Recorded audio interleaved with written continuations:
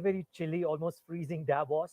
But well, the sequence of some very important entrepreneurs from India continue out here on BQ Prime. And with me right now is Mr. Rajan Bharti Mittal. He joins in right now. He's Vice Chairman of Bharti Enterprises. Of course, needs no introduction. Mr. Mittal, great talking to you. Thank you. Thank you. What do you sense about the India chatter out here at Davos this time around vis-a-vis the past times? And more importantly, with the dichotomy of growth being seen, at least the slowdown in the West, how do you think India is positioned to withstand that slowdown?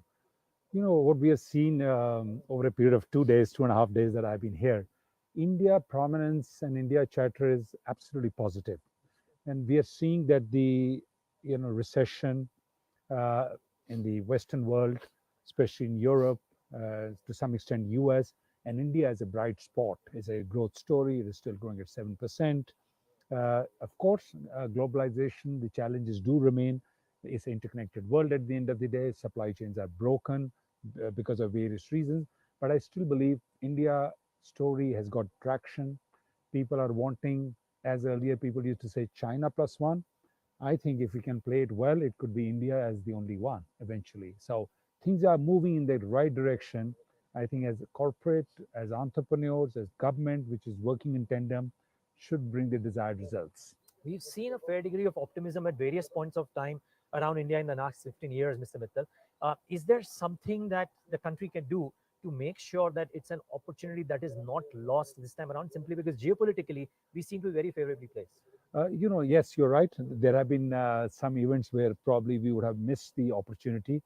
If you see today, the opportunity is also because of the geopolitics, the changes that have occurred, the US-China relationship, has been a big event, and that positions India in a very sweet spot in that sense. Also, I have to give credit to the government of India, which is really trying to put the emphasis on manufacturing. And that's a big one. If you can bring 5, 10 big boys out of China, which are already started coming in, we've seen the Apple story, we've seen other stories, you will see the momentum, growing in the favor of India. So hopefully we can actually play it well. And I've seen the last couple of years, and now the speed up of Atmanirbhar and the manufacturing. So it is going in the right direction. The needles are in the right direction, I would say. It was interesting. The WEF president himself said that the highest interest in all bilateral meetings was for the 4 ministers from India who were out here across all countries. So that was pretty interesting. Yeah. What has stood out for you, Mr. Mittal, in these 2.5 days in your bilateral meetings or group meetings or chatter with the CEOs of different countries that you might be doing? Well, telecom is our main space, so we are growing in telecom and the entire digitization, and India is in the forefront of digitization with the India stack that it is playing. So we are at a place where we are actually, kind of encapsulating a whole lot of industries through our telecom. Right. So our job is to make sure that the 5G is rolled out as quickly as possible. We are already rolling out at a speed. By 23 December, 24 March, we'll be covering, the entire country. So we are being a facilitator for many things that are going to come into play. Okay. I attended a PwC survey 2 days ago. It was a global CEO survey, and they mentioned that while entrepreneurs in India are fairly confident about their own domestic growth story, which I presume you might be as well. True. The one feedback that they got, which was interesting, is that CEOs felt that if they do not innovate currently, they might not be relevant 10 years out. Is it as stark, really? Well, innovation is in every field. We are saying that, AI is playing its role in manufacturing as we see the industrial revolution that is coming in, is going to play a role. So innovation always remains at the center. And I'm hoping that when the investments come to India, the percentage of investments, at least out of that, goes into the innovations, goes into the education side, which actually builds universities, builds educational, builds the innovation centers. So that is also required. We have to, work I would say, in kind of a parallel along with what we are doing on investments in the industry, in services sector, etc. Got it. What about the spaces that you are present in? How do you expect the very near term and probably the next 3 to 5 years to shape up on various accounts? I think telecom is pretty much now on a stable path in India, and it's only growing. For us as a company, as we said, we invest in every technology, and we are at the forefront to do that.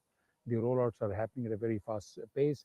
As a group, our satellite company, which is also now or by March will be, all the birds will up in the sky. So that's also a way of connecting the unconnected people at remote areas. So those things are happening. From our group up point of insurance is again a big play that we are doing. Insurance is happening. So we find the chatter here, and I've had some conversations with people. The India investment outlook is bright. So as we go along, we will find more opportunities coming our way. Okay. Any expectations from the budget, largely from an India Inc. perspective, and then from again your business's perspective? From India Inc., as we see, the fiscal policies of the government have withstood us in good time. So we have to also, see that the government had many needs. There are social needs. India is a large country, Right. so we should not expect far too much as Indian Inc. and corporate and saying give, give, give. I think India needs to be stabilized, and we need to also see people who are in that sense unserved.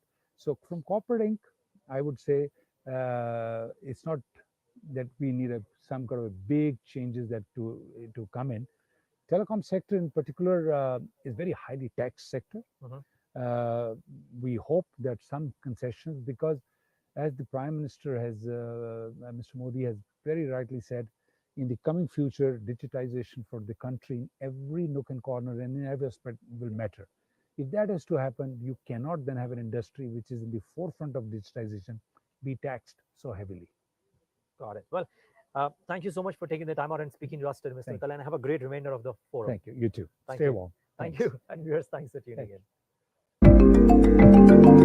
in.